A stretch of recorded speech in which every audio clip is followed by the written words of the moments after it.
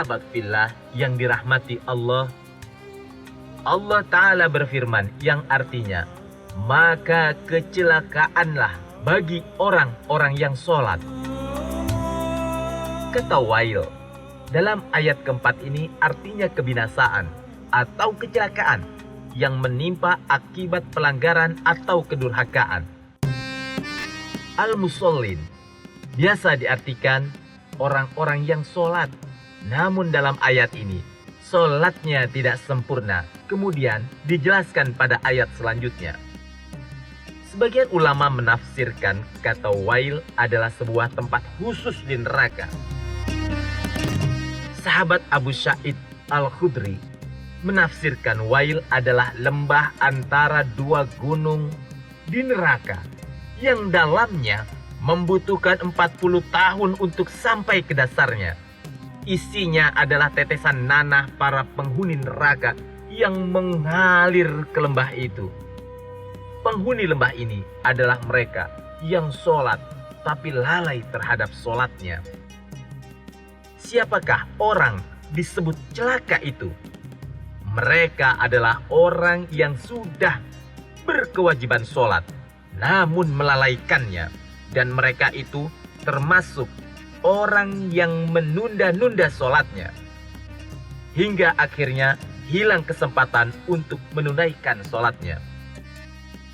Jika dikaitkan dengan 3 ayat sebelumnya yang artinya bahwa orang-orang yang mendustakan agama adalah mereka yang menghardik anak yatim dan tidak memperlakukannya dengan baik, dan mereka yang tidak menganjurkan memberi makan kepada orang miskin.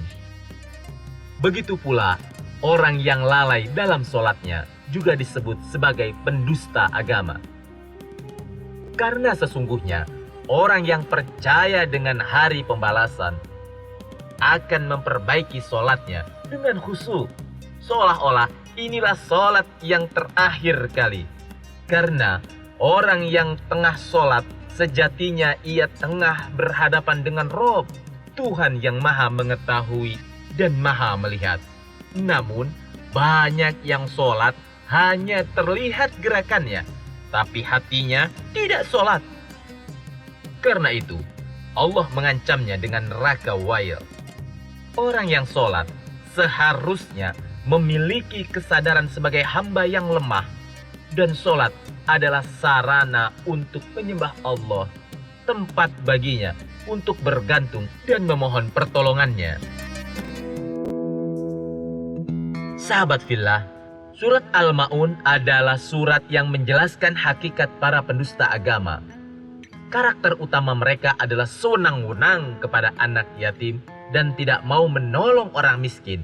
Kemudian Allah mengancam orang yang sholat sebagaimana firman-Nya yang artinya, maka celakalah bagi orang-orang yang sholat, yaitu orang-orang yang lalai dari sholatnya, orang-orang yang berbuat ria dan enggan menolong dengan barang berguna.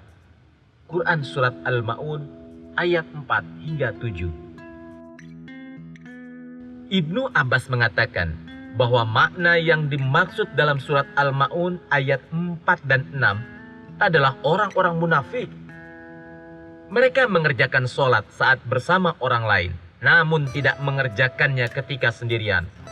Ruh-ruh mereka tidak menghadirkan hakikat sholat dan hakikat bacaan-bacaan, doa-doa, dan zikir yang ada dalam sholat. Mereka melakukan sholat hanya gerakan. Inilah sholatnya orang munafik. Mereka tidak merasakan kelezatan iman. Karena itu, mereka tidak mencintai amalan yang akan mendekatkan dirinya kepada Allah Azza wa Jalla. Ketika melaksanakan ketaatan, bukan ketenangan dan kebahagiaan yang mereka dapatkan, melainkan kesempitan, kesusahan, dan kesedihan. Selain orang yang sholatnya ria, ingin dilihat dan dipuji orang, maka celaka pula orang-orang yang bila menyantuni anak yatim, dia bermuka manis, lalu memberi makan fakir miskin, ia sangat antusias. Tetapi Mereka hanya ingin dilihat dan dipuji karena ria. Kurangnya iman terhadap balasan dari Allah akan memunculkan salah satu unsur kepura-puraan dan kemunafikan dengan mengabaikan ganjaran dari Allah dan hanya memperhatikan keridhaan makhluk lain. Ria adalah sesuatu yang tidak terlihat atau bersifat abstrak. Sangat sulit dideteksi oleh orang lain. Bahkan, yang bersangkutan sendiri tidak menyadarinya. Ria diibaratkan dengan semut kecil hitam berjalan dengan perlahan di tengah kelamnya malam di tubuh seseorang. Ria penyebab rusaknya ibadah kita dan hilangnya makna ibadah. Banyak dari kita yang tidak menyadari bahwa kita seringkali berbuat ria dengan cara bercerita atas kebaikan yang telah kita lakukan. Menganggap diri paling baik dengan kalimat pembuka, misalnya, "Bukannya mau sombong ya?" Ada juga yang menulis status di media sosial tentang ibadah yang dilakukannya. Update status ketika tengah menyantuni anak-anak yatim atau melakukan ibadah lainnya. Begitu tipis bedanya antara ingin menyiarkan kebaikan sebagai contoh atau membanggakan diri, maka hati-hatilah. Beragama bukan semata-mata hanya melakukan ibadah personal, seperti sholat, tapi diperlukan juga ibadah ritual yang berdampak pada kehidupan sosial. Seseorang yang memahami agama dengan benar, ia akan mampu memberikan kebaikan pada dirinya dan kebaikan bagi orang lain, seperti menyantuni anak yatim dan memberikan pertolongan kepada orang miskin. Jika sikap saling tolong-menolong tertanam dalam setiap diri umat muslim, tentu akan ada kedamaian dan kesejahteraan dalam hidup bermasyarakat. Sementara, orang yang hatinya tertutup ria tidak akan membuahkan kebaikan, bahkan ia telah membuat bencana bagi dirinya. Rasulullah telah mengingatkan, sesungguhnya sesuatu yang dikhawatirkan yang terjadi pada umatnya adalah syirik kecil. Sahabat saat itu bertanya, apa yang dimaksud dengan syirik kecil? Rasulullah bersabda, berbuat sesuatu bukan karena Allah. Syirik itu terbagi dua, yaitu syirik besar dan syirik kecil. Syirik besar adalah menyekutukan Allah dengan makhluknya. Misalnya, menyembah berhala sebagaimana zaman jahiliyah, meminta bantuan kepada dukun dan makhluk gaib. Kesyirikan seperti ini tak dikhawatirkan oleh Rasulullah karena sungguh jelas perbuatan dosanya. Sedangkan syirik kecil, inilah yang sering menyelinap dalam hati manusia, beribadah kepada Allah namun untuk meraih pujian manusia. Karena itu, amal kebaikan akan sia-sia. Di akhirat kelak, Allah akan berkata kepada mereka yang ria, pergilah kepada orang-orang yang kalian berbuat ria kepada mereka di dunia. Apakah kalian akan mendapat balasan dari sisi mereka? Sahabat fillah, surat Al-Ma'un mengajarkan kepada kita syarat pokok untuk memenuhi hakikat ibadah, termasuk sholat, adalah pertama, keikhlasan melakukannya karena Allah.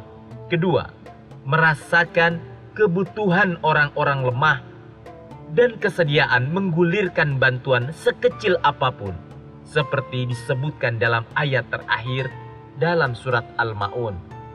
Dan enggan menolong dengan barang berguna. Al-Ma'un yang diartikan barang berguna dipahami beragam oleh banyak ulama tafsir. Misalnya, Imam Al-Qurtubi berpendapat ada 12 bentuk Al-Ma'un, antara lain zakat, perkakas rumah tangga, air, bantuan secara umum baik harta, tenaga atau pikiran.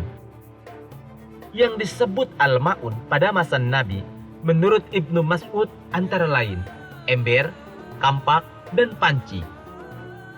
Jika ada tetangga yang mau meminjam perkakas rumah tangga, maka berikanlah.